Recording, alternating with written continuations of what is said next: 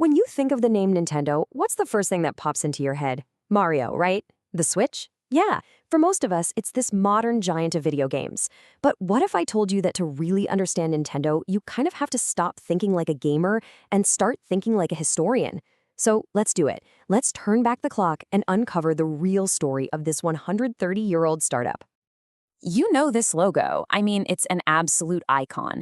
It's become synonymous with cutting-edge fun, with family entertainment. It's a global leader in the video game industry, a name that's basically been a fixture in our living rooms for decades now. So on the left, you've got a super familiar sight, the Nintendo Entertainment System. But on the right, that is the real origin story. We're not talking about a game cartridge. We're talking about a deck of beautiful, handmade playing cards. This is Nintendo, all right? But it's Nintendo over a century before a single pixel was ever even programmed. To get to the bottom of this, we have to go all the way back. I'm talking about the 19th century, back when Nintendo's entire business was about cards, not cartridges. So check this out. This is the original Nintendo headquarters in Kyoto, Japan. The company was founded right here in 1889 by a craftsman, a guy named Fusajiro Yamauchi. And his mission? Well, it had nothing to do with creating virtual worlds. It was all about producing a very specific and very physical product. And that product? It was called Hanafuda, which translates to flower cards. These were these incredibly crafted, handmade playing cards. They became wildly popular, especially after most other kinds of gambling were banned in Japan. And pretty soon, Nintendo became the #1 producer of them. And what about the name Nintendo itself? Well, this part is really interesting because it's kind of a mystery. The most common translation is leave luck to heaven, which, is a pretty fitting motto for a company whose main products were tied to games of chance. But get this, even the founder's own family isn't totally sure that's what it means. The business was a total family affair.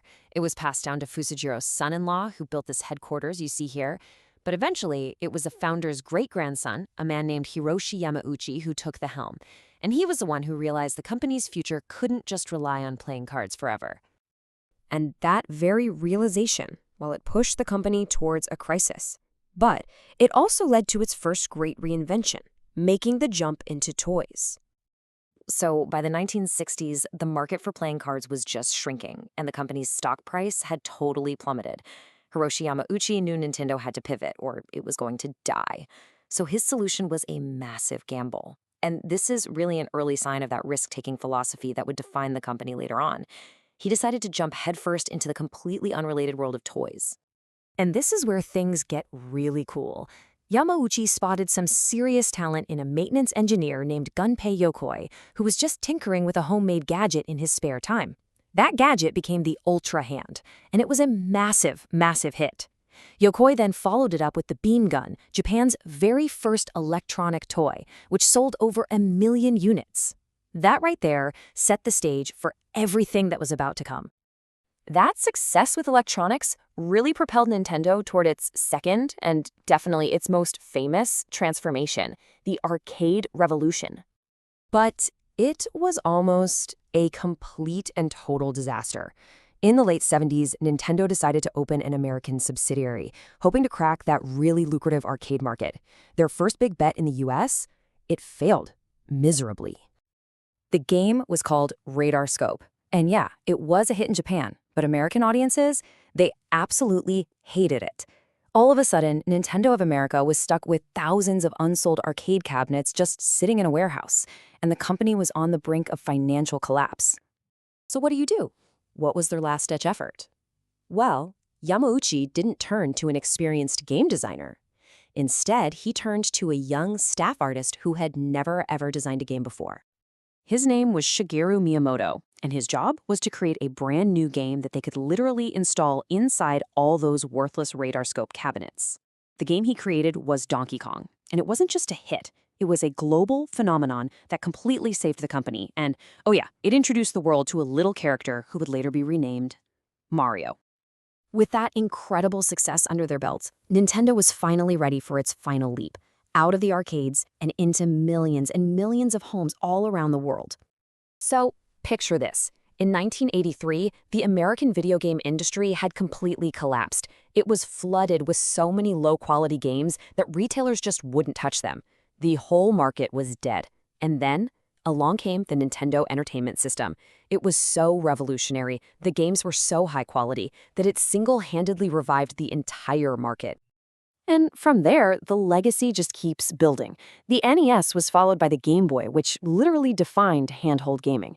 Then you got the Super NES, the Nintendo 64, the absolute cultural phenomenon that was the Wii, and of course, today's hybrid Switch.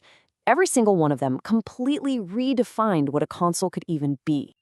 All of this history, the pivots, the huge risks, the constant reinvention, it all reveals this core philosophy, something you could really call the Nintendo way. So what is that way exactly? It's this deep willingness to take huge creative risks. I mean, look at these two. Both of them were designed by the same genius, Gunpei Yokoi. The Game Boy on the left was a world-changing success. The Virtual Boy on the right was a notorious, infamous commercial failure. Nintendo makes both, because they understand that real innovation requires the freedom to fail spectacularly. And what's the result of that philosophy? Well, how about over 860 million game consoles sold worldwide? That is a staggering number that just speaks to their incredible, enduring ability to capture the world's imagination over and over again. And at the heart of it all is this intense focus on creativity, and it's all embodied by Shigeru Miyamoto. Remember, the young artist who saved the company with Donkey Kong? He's the one who went on to create Mario and The Legend of Zelda, basically writing the rulebook for modern video games as we know them. And that creativity has given us some of the most beloved and instantly recognizable characters and worlds on the entire planet. From Mario and Zelda to Pokémon and Animal Crossing, the list just goes on and on. In the end, what this whole story shows is that Nintendo has never been just a video game company. It's a 130-year-old startup, one that is constantly reinventing itself. From paper cards to plastic toys, from arcade cabinets to entire virtual worlds, their core business has always been the same: play. Which really just leaves us with one final and very exciting question.